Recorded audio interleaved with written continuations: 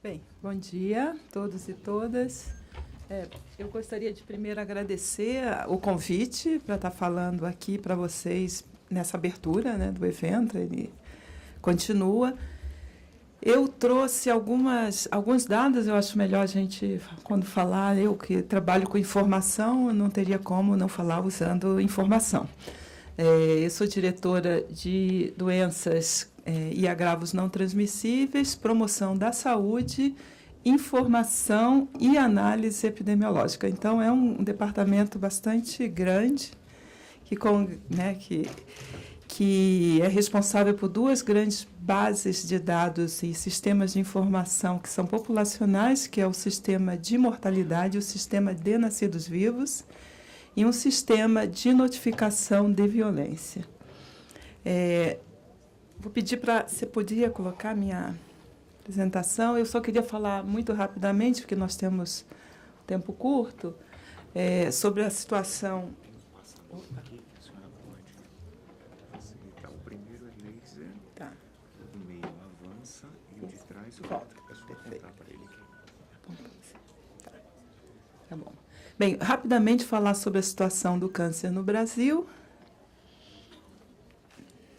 Tá. Não sei se vocês conseguem ver, que está um pouco pequena, né?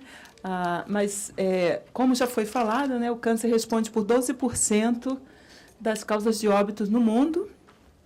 Tá, o Brasil tem um pouco mais, né, essa proporção é maior aqui no Brasil, porque a gente vive hoje uma transição epidemiológica, ela não está finalizada. Tá? Então, ele é um problema de saúde pública mundial. No mundo, estima-se, em 2030, 27 milhões de casos novos de câncer. Por isso, o câncer está dentro dos Objetivos de Desenvolvimento Sustentável, né? Nós temos alguns indicadores de monitoramento e um esforço mundial de redução tanto da incidência quanto da mortalidade prematura. No Brasil, como eu disse, nós temos uma transição epidemiológica em andamento. Essa transição epidemiológica ela vem de um processo, né, em que a gente tinha uma alta carga de mortes por doença infecciosa. Essa carga ela tem reduzido drasticamente. Hoje a gente praticamente não tem mais mortes, né, por diarreia, por desnutrição ou por doenças como tuberculose, né, em que eu tinha uma alta carga no passado. Então, ela reduz, mas, ao mesmo tempo, os que sobrevivem, que vêm num processo também de transição demográfica, né, com envelhecimento populacional, eles vão tender a ter mais doenças crônicas, e dentro dessas doenças crônicas, o câncer é uma que tem crescido enormemente no nosso país, especialmente em regiões que ainda têm uma transição epidemiológica mais atrasada. Então, esse é um cenário que a gente tem. A gente tem regiões e estados até com uma transição bastante avançada, como países desenvolvidos, e outros ainda que têm uma transição mais atrasada, que a gente chama realmente de uma transição mais lenta, e o câncer é onde a gente espera que ele esteja crescendo mais. As neoplasias, então, elas fazem parte da classificação internacional de doenças. A gente está na 10ª versão da classificação, ela faz parte do capítulo 2 da classificação, e é o que a gente usa para classificar e codificar tanto as causas de morte quanto a morbidade. E no Brasil, em 2015, ocorreram 203 mil mortes por câncer.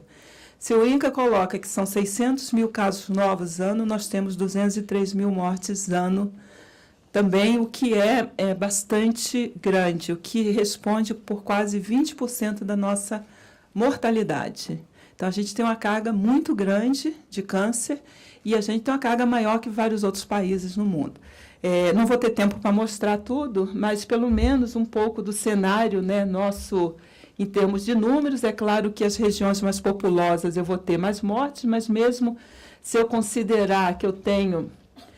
esse aqui são as sexo não especificado no atestado de morte, tá? São poucos, são só 34, né, dentro dos 203 mil mortes em 2015. Né, e nós temos, quero chamar a atenção para vocês, por exemplo, a região sul com uma alta carga, depois eu vou mostrar a tendência para vocês. Por que ela tem uma alta carga? A população da região Nordeste é maior que a da região Sul, e bastante maior, né? A região Nordeste tem mais ou menos 27% da população brasileira, né? E tem 43.566 mortes por câncer, teve, né, em 2015, e a região Sul com 39.484 mortes, o que dá um risco para a região Sul muito maior do que para as outras regiões. É uma questão importante nessa região, a mortalidade por câncer também é uma região que eu tenho um envelhecimento maior, é a região que mais envelheceu, especialmente alguns estados, né? No Brasil, o envelhecimento, tanto do Rio Grande do Sul, é muito alto, assim como do Rio de Janeiro, tá? Então, isso dá uma carga muito maior para a região, diferente de regiões que são mais jovens, né, que eu tenho uma população mais jovem, como a região norte ou como a região centro-oeste, que especialmente a região norte, que eu tenho uma transição epidemiológica ainda atrasada, né, uma transição lenta, e aí eu tenho ainda uma mortalidade menor por doença crônica, mas que eu tenho uma tendência também que me preocupa. Então, eu tenho que sempre olhar esse cenário e saber o que eu priorizo em cada região e como eu vou atuar do ponto de vista da prevenção, tratamento, né, prevenção, não sei se tem alunos aqui, mas seria bom, mas é a prevenção primária, né, a prevenção secundária e a prevenção terciária. Tá? Está bem pequenininho, mas eu tentei fazer um ranking de câncer aqui para vocês e distribuir eles por sexo e pelo total, tá? Só para vocês verem, por exemplo, que o câncer de pulmão ainda é o câncer mais importante do ponto de vista do total, são 26 mil mortes, foram, né? 26 mil mortes em 2015, tá? Apesar que, se eu dividir por sexo, é o câncer de mama, que é o que vai mais afetar as mulheres, né? Com 15 mil mortes em 2015. Agora, sabemos que o câncer de pulmão, o que nós podemos fazer para prevenir o câncer de pulmão? Controlar o uso e reduzir o uso do cigarro. A tendência da mortalidade por esse câncer ela tem reduzido, porque o consumo de cigarro tem reduzido no Brasil, mas ele ainda, a tendência entre as mulheres ainda preocupa. E como segundo câncer, e para os homens, né, no total e para os homens, é o câncer de próstata, que é um câncer que tem aumentado enormemente no Brasil, especialmente com o envelhecimento populacional. Tá? Entre os homens, então, ele vai, e mais, depois vou...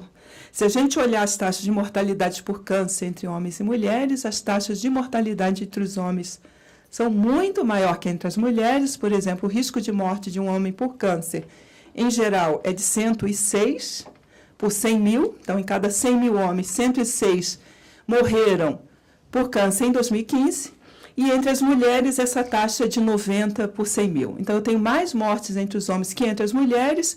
E um dos problemas que a gente sabe é que os homens se cuidam menos. Os homens morrem mais que as mulheres, e eu vou mostrar em todas as faixas etárias. Aqui são mortes por câncer, aqui são os grupos etários. E a gente vê que os cânceres eles vão crescendo com o envelhecimento, mas eu tenho cânceres que afetam especialmente as crianças, como, por exemplo, os cânceres de encéfalo, que eles são mais incidentes nas crianças. Eles também são incidentes em adultos, mas eles são bastante incidentes em crianças, e também as leucemias, que são a causa importante de morte nesse grupo. Eu vou apressar porque meu tempo está acabando. Só para vocês verem os resultados da Pesquisa Nacional de Saúde de 2003, é uma pesquisa de prevalência, uma pesquisa nacional, né, em que eu tenho 37% dos adultos, ou seja, 53, o que seria o equivalente a 53 milhões de brasileiros, referiram ter pelo menos uma doença crônica. Entre essas, a mais importante é a hipertensão, e eu tenho 1,8% que referiram ter diagnóstico de câncer, o que dá uma prevalência bastante alta, né, o que chama a atenção que ela é mais alta, inclusive, que as sequelas de AVC, que é a causa mais importante de morte no Brasil, o AVC, mas a sequela do AVC é menos frequente que os diagnósticos de câncer. Então, também preocupa bastante esse cenário, e eu quero chamar outra atenção aqui, que as mulheres se queixam mais, referem mais doença crônica, 42%, que os homens, só 31%. Por quê? Porque aqui é diagnóstico. A mulher vai mais ao médico. Então, a chance dela ter um diagnóstico é maior. Não é que ela é mais doente, é que ela tem mais diagnóstico. E por isso que os homens morrem mais, porque eles nem têm a oportunidade de se tratar. Porque quando chega, diagnose do câncer ele já é tardio, tá? E por isso eu tenho essa diferença e por isso os homens morrem mais que as mulheres. E na sobrevida, hoje no Brasil, você tem, no sistema de mortalidade, eu tenho mais 100 mil mortes de homens que de mulheres. E isso vai afetando a sobrevida da população, né? Quando eu vou chegando nas faixas etárias mais velhas, a partir dos 80, eu tenho muito mais mulheres sobrevivendo do que homens, né? E isso, em parte, é um problema, uma questão de gênero, dos homens entenderem que está doente, ou ir ao médico é uma fraqueza, né? Só para a gente finalizar, esse é um indicador mundial, né? São as taxas de mortalidade prematura por câncer, todos os tipos, né? Eu só quero mostrar para vocês que essa aqui é a região sul. Tem uma tendência de redução, mas aqui, ao final, ela já tem uma tendência de estabilizar, e estabiliza num risco muito mais alto que as outras regiões. E isso nós estamos falando de mortalidade na mesma faixa etária. Então, aqui eu controlei o envelhecimento populacional, nós estamos falando de morte de 30 até 74 anos, tá? Que a gente considera prematura. Por quê? Porque é evitável. Esse tipo de morte ele pode ser prevenido, e especialmente nessa faixa etária. Por isso que ele é um indicador mundial, né? Porque eu tenho uma transição epidemiológica que faz um envelhecimento populacional, tá? Mas eu tenho um grupo que está nessa transição e que é esse grupo que eu tenho que priorizar para intervir para reduzir mortalidade, tá? E as tendências, como vocês podem ver, do Rio Grande do Sul, são de redução, mas ao final de estabilização. No Brasil, em geral, né, esse aumento da região Nordeste, né, e depois uma tendência ainda de aumento, leve, mas ainda de aumento, que mostra uma transição ainda tardia, tanto a Nordeste quanto a região Norte, e é o que a gente tem focalizado no Ministério da Saúde, né, porque é onde a gente vai ter que intervir e é onde a gente pode, de fato, evitar mortes. Tá? Então, essa prioridade, não tenho tempo aqui para mostrar e decompor essas tendências e mostrar o que aumenta em termos de câncer e o que a gente está, de fato, conseguindo ter impacto, né? Tanto com a prevenção primária, basicamente câncer de pulmão, que é só prevenção primária, ou prevenção secundária, que é a detecção e tratamento precoce, mas a gente pode futuramente aí trabalhar um pouco essas tendências, só para vocês entenderem o cenário, e o cenário que a gente tem desenhado para a intervenção do Ministério da Saúde, tanto de nós que fazemos prevenção e promoção da saúde, quanto também do tratamento, né, e secundário e terciário também, porque é realmente uma prioridade, tá? Então, muito obrigada pela atenção, tá? E até a próxima.